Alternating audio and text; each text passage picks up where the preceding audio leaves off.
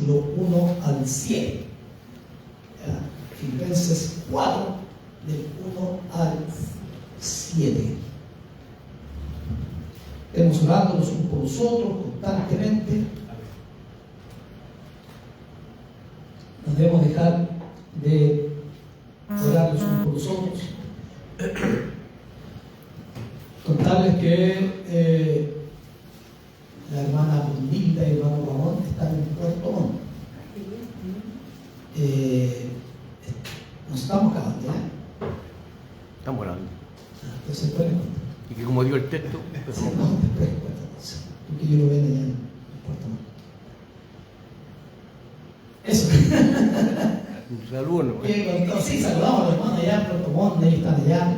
Ya, el Señor les bendiga. Allá en Puerto Montt. Nos ven de Estados Unidos, nos ven de Australia también.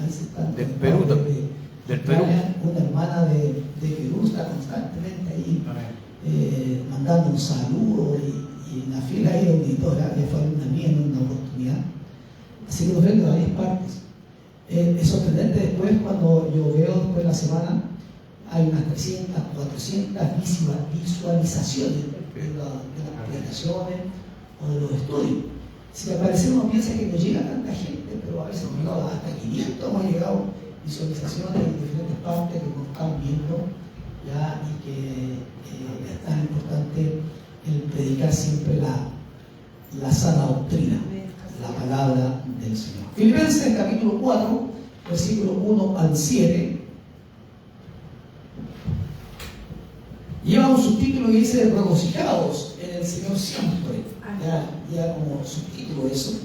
Pero toma otra cosita ahí, Filipenses, importantes que las podamos considerar. Dice así: así que, hermanos míos y deseados, gozo y corona mía, estad así firmes en el Señor, amados. Ruego a Evodia y a Sinti que sean del mismo sentir en el Señor. Asimismo te ruego también a ti, compañero fiel, que ayudes a estas que combatieron juntamente conmigo en el Evangelio, con Clemente también, y los demás colaboradores míos, cuyos nombres están en el libro de la vida. Regocijaos en el Señor siempre. Y otra vez digo, regocijaos. Vuestra gentileza sea conocida de todos los hombres. El Señor está cerca. Por nada estéis afanosos, sino sean conocidas vuestras peticiones delante de Dios en toda oración y ruego con acción de gracias. Y la paz de Dios, que sobrepasa todo entendimiento, guardará vuestros corazones, vuestros pensamientos en Cristo Jesús. Padre, te damos gracias. Gracias. En el nombre del Señor te bendecimos, te glorificamos, te exaltamos, te damos tantas gracias porque es tan bueno. Eres el Señor y tú eres nuestro Padre, nuestro buen pastor que guarda nuestras vidas. Y te adoramos. Amén y amén. Gracias, Jesús. Yo le puse por título a este pensamiento: firmes en el Señor. Firmes en el Señor. Ahora, cuando uno lee los capítulos anteriores, por lo menos el capítulo 3 ya de esta misma carta, Pablo nos está señalando algo bien importante y nos dice que debemos tener claro y ser precisos, ¿ya? ¿Hacia dónde vamos? ¿Hacia dónde vamos? Es importante saberlo hacia dónde nosotros nos dirigimos. Siempre tenemos que tener una dirección para salir. Si vamos a la feria, si vamos al culto, vamos a visitar a alguien, vamos a visitar a un hijo, vamos al trabajo, donde sea, pero nosotros debemos saber hacia dónde vamos. A diferencia de repente que nos encontramos en el metro y nos trufamos y no sabemos para dónde salimos, ¿verdad? Me ha pasado a mí, y yo creo que usted la de estas estaciones grandes, uno sabe que vaya y de repente aparece la otra estación para el otro lado.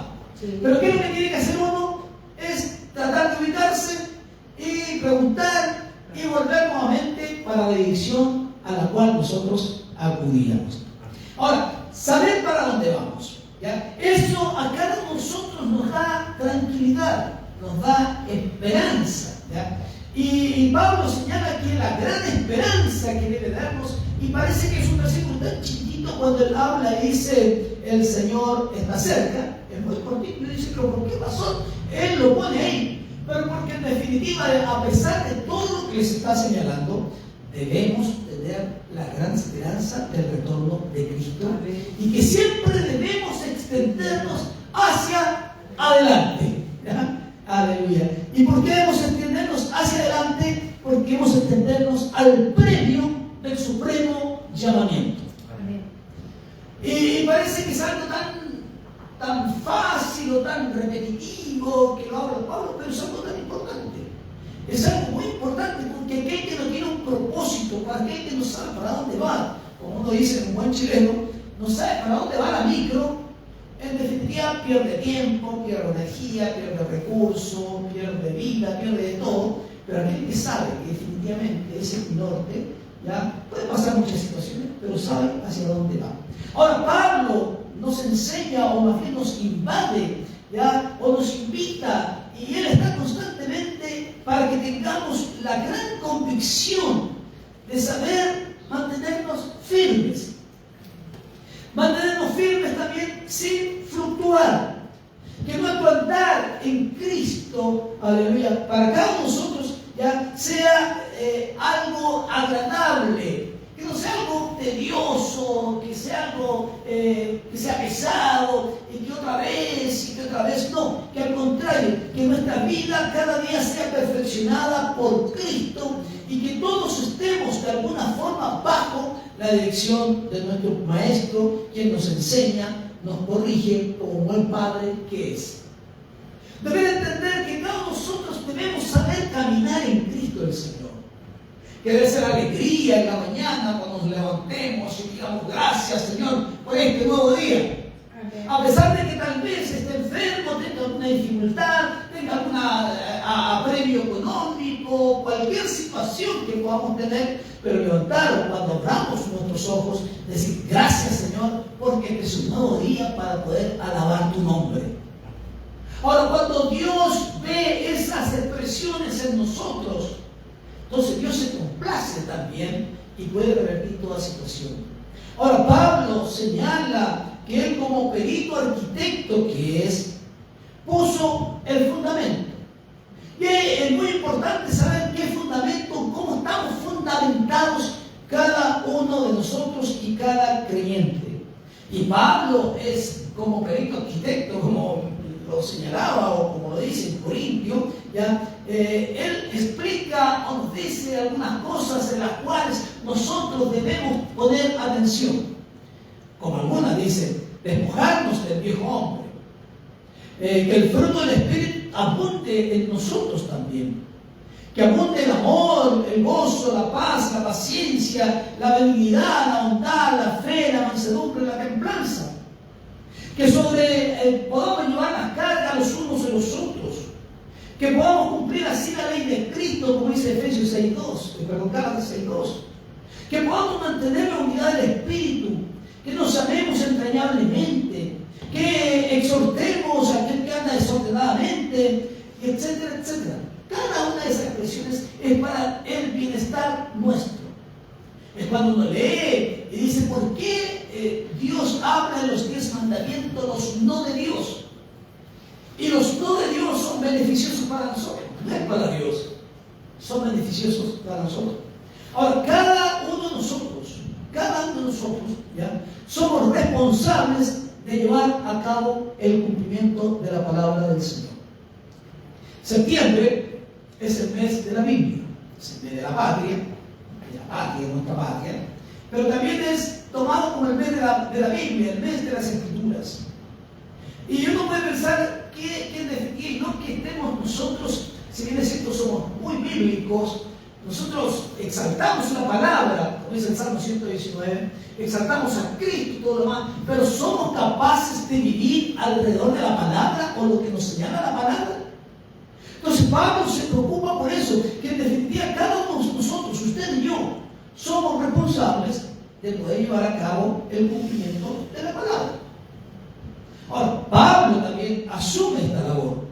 Y esta labor que le ha encomendado el Señor es una labor que le ha encomendado el Señor Jesús. Pero su preocupación es que todos o que otros también asuman la responsabilidad de poder enseñar a otros. Y Pablo señala en Timoteo, 2 de Timoteo, dice: lo que has oído de mí ante muchos testigos, esto encarga a hombres fieles que sean idóneos para enseñar también a otros. Y me llama la atención dos cosas en ese pasaje: fieles e idóneos. Fieles e idóneos. ¿Ya? Y yo muchas veces le he dicho a ustedes las cosas que hablan por internet que son horrorosas, herejías tremendas. Y este asunto de si uno busca algo, yo no enseño ni idea, que si uno ve algo y el logaritmo del mismo internet, algo así, o de Google, no sé, lo lleva después a varias cosas como de lo mismo. ¿Ya? Y el otro día salía un asunto de un pastor, ¿ya? De una iglesia, una pseudo iglesia. Y ahí donde veo dos cosas que no se están cumpliendo, que es fiel, y hay que ser fiel a esta palabra, bueno, al Señor, pero a esta palabra, no quitarle ni agregarle nada, ser fiel a lo que dice las Escrituras, lo más fiel que podamos caminar, y ser idóneos para poder enseñar esa misma palabra a otros sin ningún desviamiento, que no haya ningún desviamiento o que no le quitemos alguna intención a la palabra para no ofender. Y veíamos el otro día, lo veíamos con mi esposa, ya dentro de todas las herejías que andan por ahí dando vuelta. ¿Y por qué la menciono? Simplemente la menciono. Es para ver que no hay fieles ni idóneos. Entonces, ¿qué es lo que hacía este pseudo pastor? Bañaba a los hermanos, los bañaba para quitarles el pecado. Y yo trato de alguna forma buscar dentro de la Biblia dónde se puede encontrar eso, no encuentro en ninguna parte, porque yo sé que es herejía. Pero yo digo, a ver, hay dos cosas aquí. Uno, el que está haciendo, el pseudo, el que lo está haciendo, y el que permite que lo haga. Y una vez escuché este dicho, me gustan los dichos a mí, ya dice: ¿quién es más tonto? ¿El tonto o el que sigue al tonto? ¿Quién es más tonto? ¿El tonto o el que sigue al tonto? El que sigue. El que sigue al tonto será más tonto del tonto, ¿no es cierto? Y ahí vamos a darle el logo, vamos a agregarle todo lo que queramos. Yo entonces digo, ¿a dónde hay fidelidad de la palabra? Primero, nunca en ninguna parte el Señor dice que es así como se quitan los pecados.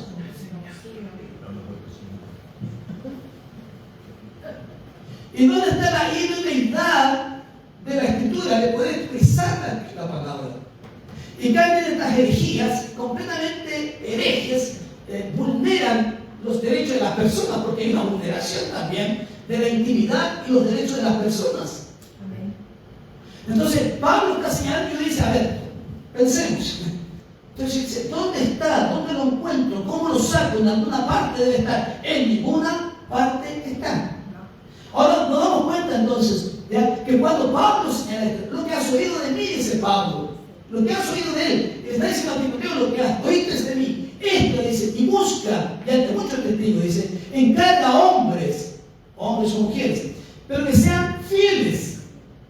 Y una de las cosas que más cuesta encontrar es hombres fieles y mujeres fieles. Y no solamente fieles a uno, fieles a Dios, porque eso es lo importante. O sea, hay una importancia la fidelidad hacia uno, porque tenemos que ser fieles los unos a los otros. Pero tiene que ver con la fidelidad hacia Dios y hacia la palabra, pero también idóneos de poder expresar las Escrituras tal como son. Ahora el apóstol es fiel a su llamado de maestro. Está preocupado por el avance de los creyentes. Quiere dejar algunos consejos prácticos que nos ayudarán y nos llevarán a tener una vida victoriosa y llena de frutos si logramos ponerlas en práctica. Y de eso es lo que quiere el apóstol, y es lo que quiere el Señor Jesucristo. Cuando uno ve las enseñanzas del Señor, uno dice: a ver, ¿qué es lo que enseñaba el Señor? El Señor nos enseñó de todo, pero ¿qué es lo que más se preocupaba? Que sus discípulos pudiesen aprender las normas y las leyes y las reglas del reino, porque eso les iba a ayudar a caminar mejor en esta vida. No caminamos bien cuando andamos en la calle y podemos mirar a las personas a los ojos porque no somos ladrones, porque no somos traficantes. No tenemos temores. Y andamos por la calle, por la vida, bien, porque sabemos que si revisan nuestro certificado antecedente, va a decir, sí, antecedente. Pero tengo antecedentes. Ahora, Pablo estaba preocupado y nosotros tenemos que de alguna forma llevar o lograr ponernos en práctica. De a poco. Porque si nosotros queremos poner toda la Escritura en práctica, nos vamos a ahogar, nos vamos a frustrar y no vamos a poder hacerlo. Esto es paso a paso. Cada día un poco mejor. Y no es por nuestra propia fuerza. Recuerden que tenemos al Espíritu Santo a nuestro lado. Ahora, Pablo quiere una iglesia sana. Y yo pongo aquí entre paréntesis, aunque parezca utopía. Quiere una iglesia sana. Pablo tiene fe en los creyentes, como Cristo tiene fe en que seremos verdaderos antorchas en medio de un mundo que está en oscuridad. Quiere una iglesia sana. Y si uno dice, yo siempre uso los antónimos también, uso el contrario, el antagónico. Y dice, si Pablo quiere una iglesia sana, es que habrá iglesias enfermas. Amén. Habrá iglesias que en definitiva no se predica lo que debe predicarse, no se enseña lo que debe enseñarse, no se aplica lo que debe aplicarse. Ahora, Gálatas 5, 14 al 15 decía, porque toda la ley de esta sola palabra se cumple, amarás a tu prójimo como a ti mismo. Pero si os mordéis y os coméis unos a otros, mirad también que no os consumáis los unos a los otros. El Señor quiere una iglesia libre, una iglesia donde cada creyente sepa cuál es su rol dentro del cuerpo de Cristo. Y cuando hablo de una iglesia libre, no hablo de libertinaje, que es lo que uno puede ver en internet. Cada cosa que es horrorosa. No es una iglesia libre. Dios no me hace libre como había un predicador ahí que salía por ahí, incluso manifestar que Dios lo había hecho libre y le había hecho tan libre el nombre, tan libre que ahora se vestía de mujer, tenía taco alto y todo lo demás. Eso no es libertad. Entonces, eso me hizo libre. Eso no es libertad. Pablo decía, todo me es lícito, pero no todo me conviene. No todo me conviene. Todo puedo hacerlo, pero ojo, no todo te conviene. Porque hay cosas que no nos convienen simplemente. Pero no lo podemos hacer, claro que lo podemos hacer, pero no nos va a convenir. Ahora, Pablo empieza a señalar algo fundamental. Él parte del capítulo 4, versículo 1, dice, así que, ¿cómo los trata? Imagínense cómo los trata. Hermanos míos, deseados, gozo y corona mía, y después les manda la frase. ¿Y cuál es la frase que les manda? Estad así firmes en el Señor, amados. Y yo digo que qué paternal es Pablo, qué paternal de la forma como los trata, vuelvo a leerlo, de amados, deseados, corona, gozo, corona. Dice, pero así deben estar firmes. Ahora, esta firmeza, esto estar unidos, esto estar en definitiva, tener el mismo sentir, poder de alguna forma mantenernos en esa unidad que él va señalando, que él va diciendo. Dice el verso 2, dice, ruego a Evodia y a Síntique que sean de un mismo sentir. Así mismo les ruego también a ti, compañero fiel, que ayudes a estas que combatieron juntamente conmigo en el Evangelio, complemente también, y los demás colaboradores míos, cuyos nombres están escritos en el libro de la vida. Regocijaos en el Señor, y otra vez digo, regocijaos. Ahora, él parte señalando algo fundamental, que tiene que ver esto con esta unidad que lo empieza a manifestar. Empieza a manifestar que esta unidad es muy importante dentro de lo que es la iglesia, a pesar de que había diferencias. Y menciona a dos personas ahí Y llama la atención también que a pesar de que estas personas tenían algún tipo de diferencia, pero a pesar de tener diferencias, dice que sus nombres también estaban escritos en el libro de la vida. Hay un texto en el que se ve que dice: el cordón de 3 dobleces no se corta o no se rompe fácilmente. Y él dice: tenemos que tener el sentir lo mismo. Y este sentir lo mismo tiene que ver con el compañerismo cristiano. Menciona a Evodia y a la Síntique y dice: estas han combatido conmigo, tienen diferencias, han combatido conmigo junto con Pablo en el Evangelio. Y yo digo, y pensaba, y decía, tal vez no estaban de acuerdo en algunas cosas dentro del culto, dentro de la liturgia. Tal vez no estaban de acuerdo en la alabanza. Ay, ¿por qué ponen tanta alabanza? Yo me gusta mejor la de adoración, porque son más ricas, porque yo conozco al Señor. Yo decía: no, pero quizás son muy lentas, me gusta más alabar, más glorificar al Señor, más decir aleluya con más júbilo. Y a veces se da. Dice: no, es que hay mucha gritería y a mí me gustan las quietitas. A mí me gustan más las antiguas, no me gustan tanto las modernas. A lo mejor no estaban de acuerdo en eso. A lo mejor no estaban de acuerdo tampoco en la oración, pero ¿por qué oran tanto? Mejor no oremos más. Aquí cantan mucho y oran poco. O aquí oran mucho y cantan poco. A lo mejor, y pongo acá, o a lo mejor, ¿cómo se arregla la mesa de Santa Cena? En fin, pero no se puede estar en paz con Dios y en guerra con los hermanos al mismo tiempo. Así es. ¿Qué testimonio daban estas hermanas? Que Pablo las menciona. Me llama la atención de que Pablo las mencione. Que eran hermanas que habían sido compañeras, habían combatido en el Evangelio, pero estas hermanas parece que se iban peleando nomás. Eran hermanas peleadoras. Y me gusta un texto que hay en Amós, que dice: andarán 2 juntos si no estuvieron de acuerdo. Aleluya. Y parece que no están de acuerdo. Y era tan la trifulca que se armaba que Pablo tuvo que de alguna forma llamarles la atención. Y decir a Timoteo, decirle: ten paciencia, porque en definitiva estas pelearon conmigo, estuvieron conmigo en el Evangelio. Y diles que sean los mismos sentir, que por favor, porque a la larga, aunque no lo señala, pero que cuando les hable, dice que sean los mismos sentir, porque ¿qué pasa con el testimonio? Aleluya. ¿Qué pasa con el testimonio? El otro día veía a un pastor que puso una publicación y hablaba acerca de una corriente, que es la corriente calvinista, y se refería, y es un pastor muy conocido, y se refería a esa corriente doctrinal, teológica, calvinista, en términos muy bajos, groseros. Y le digo: ¿cómo es posible? Puede uno estar de acuerdo, puedo yo estar de acuerdo, pero no en la forma.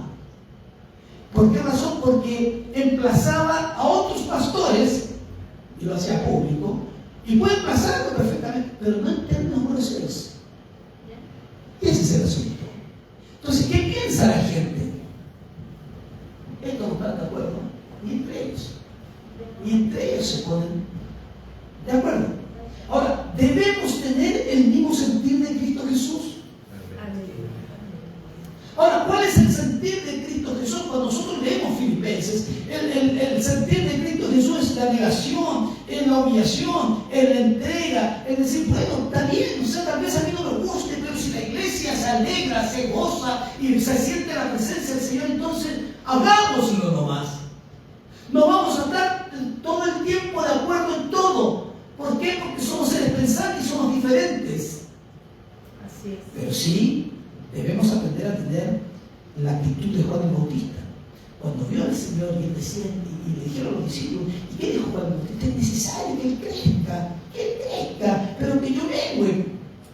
Ahora el hombre busca la unidad, pero la busca mal.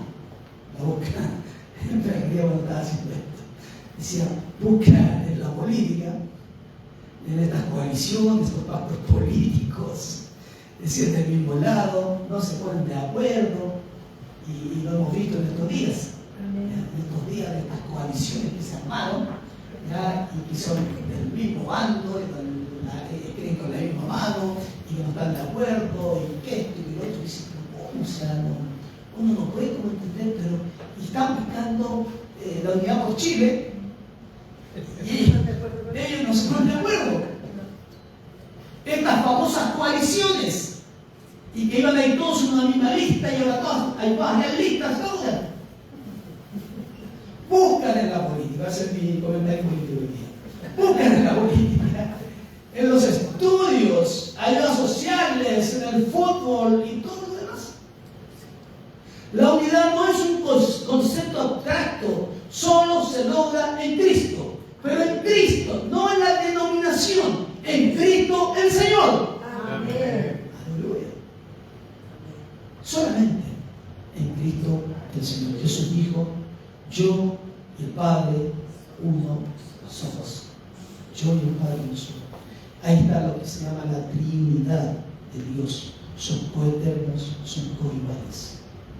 Cuando Pablo habla de esto, el sentir lo mismo o estar unido, Pablo toma Efesios capítulo 4, versículo 16, cuando él habla acerca del cuerpo de Cristo. O cuando habla del cuerpo como la iglesia. ¿Ya? Y él dice, en una parte, nomás, el ojo no le puede decir a la mano, no te necesito. Y una vez yo les contaba, decía,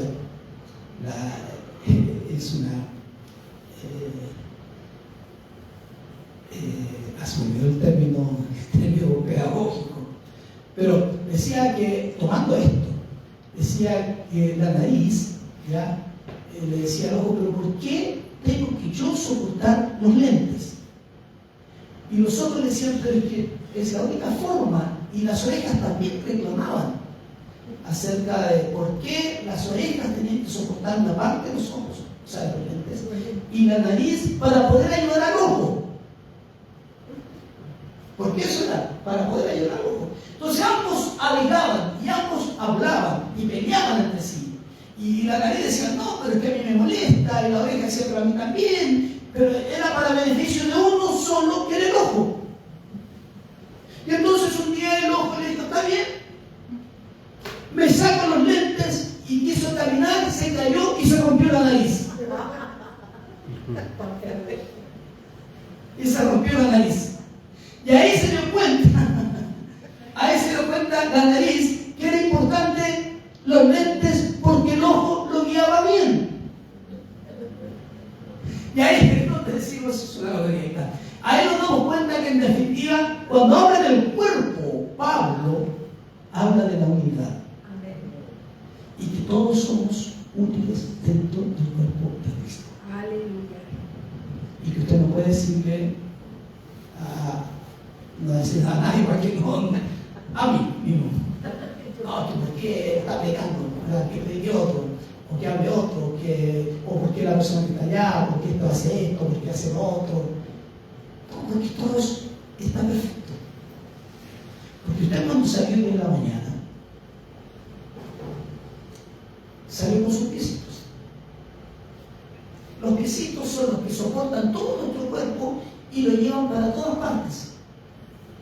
Y usted no agarra no maltrata sus pies. Si usted le duele los pies, anda todo su cuerpo afectado.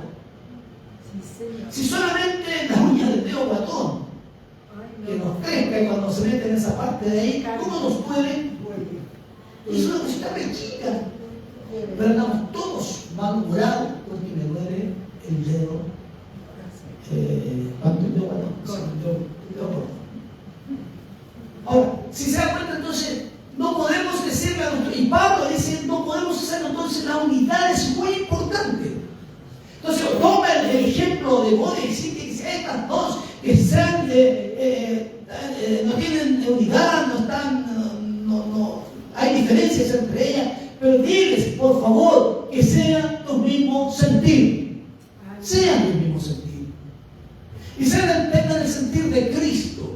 Y de ahí nos pone todos los otros ejemplos para que en definitiva podamos entender la importancia que es la unidad, que no se une a través de cosas externas, sino solamente a través de Cristo. 2. Estar gozoso, dice el verso 4. Regocijaos entonces. Después que habla todo esto con egoísmo, dice, regocijaos en el Señor. Pero ¿cómo lo regocijáis si estaban peleando siempre? No, les digo otra vez, regocijaos. Y entonces, estar gozosos en el Señor. Tener ese gozo interno, ese gozo que solamente los da el Espíritu. El gozo es permanente. Y la palabra dice, el gozo del Señor es mi fortaleza. No dice otra cosa, no dice que la paz del Señor es mi fortaleza. No dice que la justicia del Señor es mi fortaleza. Dice que es el gozo del Señor. Y Santiago dice algo fundamental, dice, hermanos míos, tened por sumo gozo. ¿Cuándo? ¿Cuándo hay que tener sumo gozo? Cuando os halléis en diversas pruebas. Ahora, ¿usted ha pasado prueba? ¿Yo he pasado prueba? No. Y a veces no estamos tan gozosos. Ese momento de reclamar, ese momento de que andamos de luto, ese momento que no queremos más, ese momento se nos va el Señor. ¿Y por qué el Espíritu Santo nos señala que el gozo debe existir? Porque el gozo no es un asunto externo, el gozo es un asunto del Espíritu. Es un asunto del Espíritu. Si es cierto, vamos a llorar, nos vamos a angustiar, vamos a sentirnos mal, pero tiene que ver con un asunto interno. Porque es allí cuando Dios cambia la situación. Amén. Es allí cuando Dios entonces dice, me ha entendido lo que significa el gozo, ha entendido lo que significa pasar por la prueba, ha entendido perfectamente que es un asunto del Espíritu. Porque cuando estamos en una prueba, el Espíritu no nos deja solos. No nos dice, pasa como tú quieras pasar, total es tu problema. No es solamente nuestro problema, es un asunto con Dios que nosotros tenemos. Y me llama la atención cuando Pablo y Silas estaban en la cárcel de Filipos, después de haberles azotado mucho, ¿qué es lo que hacían ellos? Cantaban al Señor. Y por el testimonio de los hermanos, el carcelero dijo, ¿qué debo hacer para ser salvo? ¿Y cuál es la respuesta? Cree en el Señor Jesucristo y serás salvo tú y toda tu casa. Entonces, a veces nosotros hemos mal entendido lo que dice la Escritura. Ahora, si nosotros empezáramos a caminar como la Escritura nos señala, como la Escritura nos va indicando, como la Escritura nos va señalando, pero a tomar los consejos de la palabra, a empezar a tomar los consejos prácticos de la palabra, nuestra vida cambiaría, nuestra percepción de Dios cambiaría, nuestra visión de Cristo cambiaría, completamente cambiaría, porque ya entendemos algo fundamental, porque nosotros cuando llegamos al Señor empezamos a tener experiencias sobrenaturales, y una de las experiencias sobrenaturales tiene que ver con el gozo. Tiene que ver con el gozo. Pedro y Juan en el concilio dice, Hechos 5:41 dice, y ellos después de haber sido azotados, ¿qué pasó con ellos? Dice, salieron de la presencia del concilio. ¿Cómo salieron? Gozosos. Entonces, a ver, tenemos una contradicción. O esto es puro humo, o lo que dice la Escritura es verdad, y nosotros no lo estamos practicando. Ahora bien, lo digo para la técnica. Esto no es humo, por si acaso, que tergiversan todo la técnica. Todo lo tergiversan. No es humo, la palabra es verdadera. Dice que ellos salieron gozosos de haber sido tenidos por dignos de padecer afrenta por la causa del nombre del Señor. Ahora, ¿qué dice el Señor? Hay un pasaje ahí en Mateo capítulo 5, cuando está terminando el Sermón del Monte. Y Mateo 5, 11 y 12 dice: bienaventurados sois cuando por mi causa vituperen y persigan y digan toda clase de mal contra vosotros mintiendo. Ahora pregunto, ¿habrán dicho algo mal contra ustedes? ¿Habrán mentido? ¿Habrán levantado falsos testimonios contra ustedes alguna vez en la vida? Yo creo que sí. ¿Pero qué dice el Señor? Gozaos y alegraos. ¿Por qué debemos gozarnos y alegrarnos? Y la palabra nos dice ¿por qué? Porque vuestro galardón es grande en los cielos, porque así persiguieron a los profetas que fueron antes de vosotros. Ahora, vuelvo a preguntar, y a decir, en un momento, o se nos acaba el gozo, o buscamos el gozo en cosas eternas, porque el gozo eternas es la felicidad no hace, pero el gozo es completamente diferente a la felicidad. Amén. La felicidad es que voy a ser feliz. Una vez conversaba con un pastor y él hablábamos y hablábamos del gozo y la felicidad. Y la gente dice: no, ahora voy a ser feliz cuando no sé, tenga esa chaqueta que me gusta. Se compra la chaqueta y se da cuenta que no es feliz. Dice: no, ahora voy a ser feliz porque me voy a comprar este asunto, o porque voy a echar este trabajo, voy a ser feliz. Y se da cuenta que no es feliz en el trabajo. Y siempre está en busca, como dice la película, en busca de la felicidad. Y aunque la felicidad al parecer la encontró, pero no era la felicidad. Porque la felicidad es lo eterno, pero el gozo que nos da el Señor es un asunto interno, porque es el Espíritu. Entonces Pablo dice, y si se dan cuenta, Pablo no habla del gozo, dice regocijaos, que es completamente diferente al gozo. Y tercero, el verso 6 dice: para que por nada estéis afanosos, sino sean conocidas vuestras peticiones delante de Dios en toda oración y ruego con acción de gracias. En nada estéis afanosos. Ahora, ¿por qué razón? Ocupa un lugar importante dentro de la vida de cada creyente, la oración.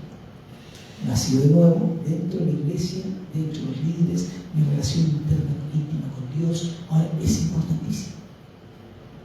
Jesucristo lo enseñó.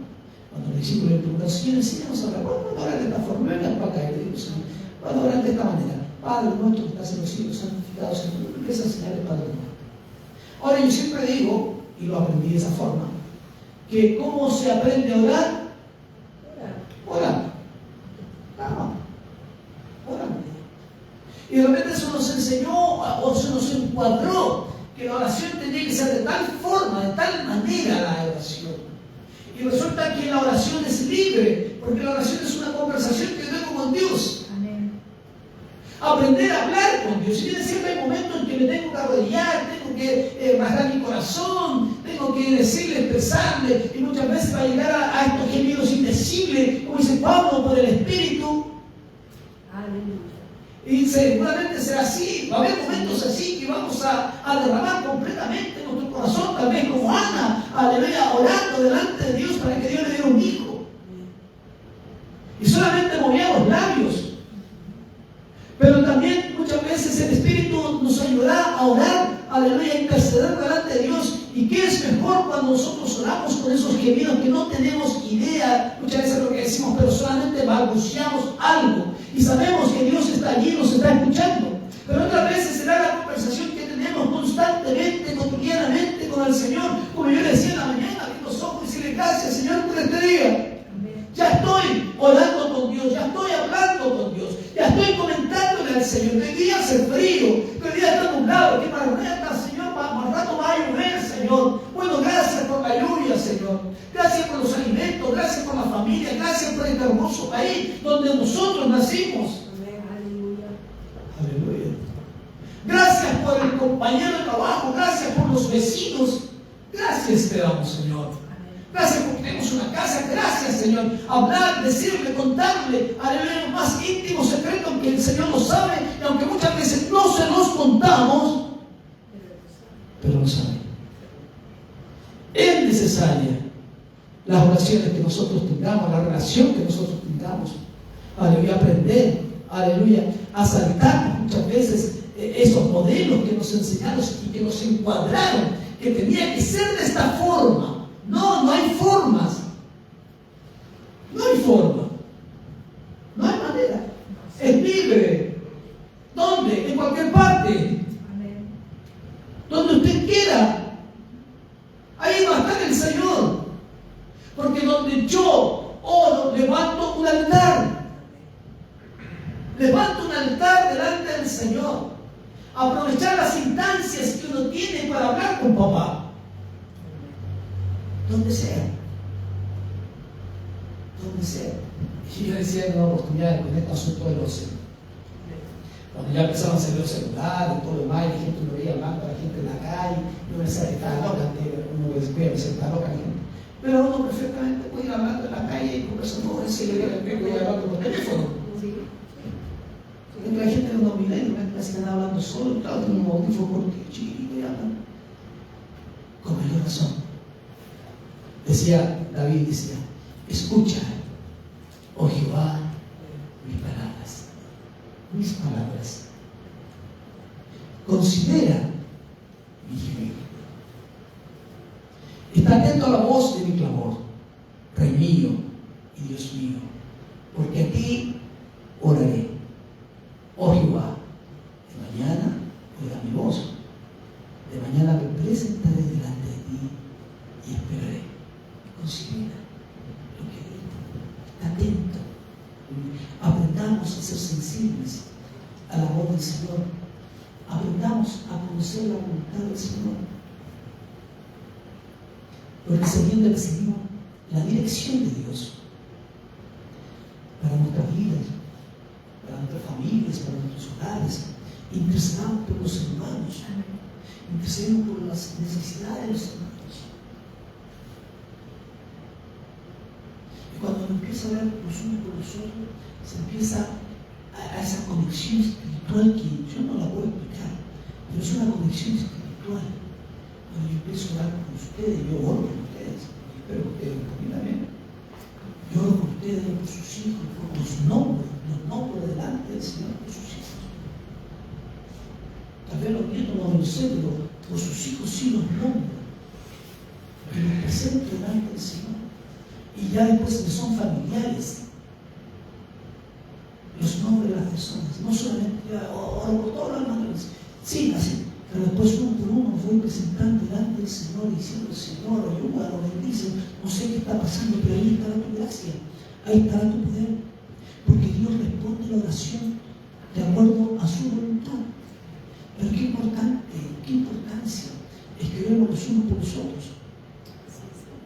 Decía un teólogo Spurgeon, decía, nuestras necesidades son tan profundas que no debemos cesar de orar hasta que estemos en el cielo.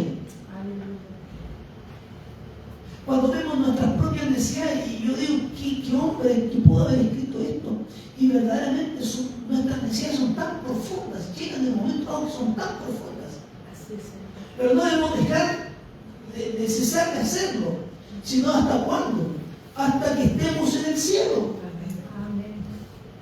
Lutero decía, la oración no es para cambiar los planes de Dios, es para confiar y descansar en su soberana voluntad. Y una de las que siempre digo, porque me encanta esta predicadora, la Catherine Kuhlman, que decía, mientras Dios esté sentado en su trono y escuche la oración, todo saldrá bien. Pero tenemos la convicción de cuando elevamos nuestra voz, aún ante nuestro pensamiento, que podamos orar, Dios escuchará. No escuchó la oración de Zacarías, papá de Juan Bautista. No escuchó la oración de Jesucristo en la multiplicación del alimento, los panes, los peces. No dice Dios ahí en Crónicas, hice humillar mi pueblo, sobre el cual mi nombre es invocado, y oraren y buscar en mi rostro. Yo entonces, ¿por qué entonces el Señor oraba? ¿Cuál era la razón? Si no era tan importante. ¿Qué dicen algunos? Y nos hacen la corriente teológica para no ofender a nadie. podrían escuchar. Creo que es algunos que en definitiva dicen, no es necesario orar porque Dios sabe todas las cosas. Claro que Dios sabe, es una verdad a media. Dios claro que sabe todas las cosas, pero Dios quiere que nosotros le digamos al Señor nuestras necesidades.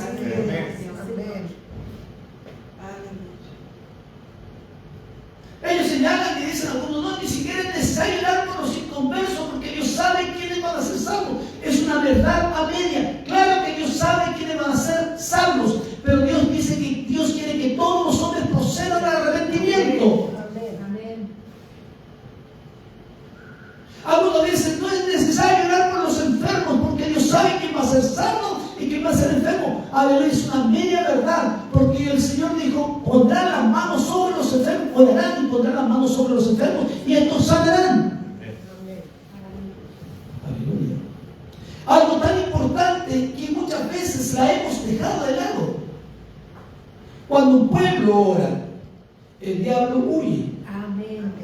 Cuando uno ora, deja de pecar. Cuando queremos causarle molestias al diablo, oramos. Cuando queremos ser victoriosos, debemos orar. Y cuando queremos ver una iglesia victoriosa, tenemos que orar. Una de las cosas que más el diablo detesta es un pueblo de rodillas. Es un pueblo que ora. Entonces Pablo decía, ojo, tengan cuidado. Si debemos presentar todas nuestras peticiones delante del Señor, estén afanados, no se afanen. No pierdan la paz. Ahora, estos tres consejos, con esto ya concluí.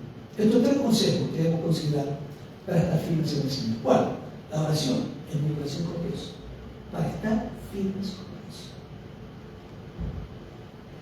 Como dice Pablo cuando habla acerca de la armadura de Dios, dice que con el escudo de la fe dice resistir los dardos de fuego del maligno.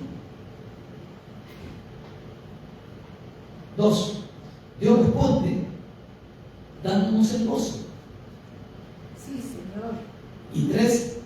En respuesta de ambas cosas, de mi oración y el gozo de ambas cosas, yo me uno a mi hermano. Tengo que unirme a mi hermano. Mi hermano no me puede ser para mí indiferente. Por eso yo siempre le digo, abracémonos, saludémonos, que podamos sentir el corazón, el latir del corazón de mi hermano, hasta que, porque el abrazo, y le digo siempre, es sanador. Ayudaremos los unos con los otros. Amén. Mantengámonos en oración los unos con los otros, busquemos al Señor. Llevemos un cuaderno de oración, ahí un cuaderno que diga los nombres, nombre de los hijos o los nietos, y que lo tengamos, y del hermano, y oremos al Señor, y si no los nombro todos, pongo las manos sobre él y digo, Señor, bendice. Amén. Y mi percepción con mi hermano va a cambiar. No me va a ser indiferente, me va a ser familiar. ¿Por qué? Porque nos vamos a unir en el Espíritu. Entonces, independientemente de que tengamos diferencias, porque se van a ver siempre, las diferencias van a existir siempre, que debemos tener el mismo sentir, y el sentir que tuvo, dice, Cristo Jesús, que tuvo Señor.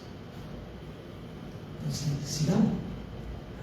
sigamos hacia la meta, hacia el llamamiento. ¿Por qué? Y yo digo, ¿por qué puso eso ahí como que está aislado, como que fuese algo insertado, como que fuese un apéndice? El Señor está cerca. El Señor está cerca. Entonces, estas diferencias que había, tenían que resolverlas. ¿Por qué? Porque el Señor estaba cerca. Porque si no se resuelve, vamos a tener un problema con el Señor. Bueno, eso es otra obligación. Pónganse de pie, por favor.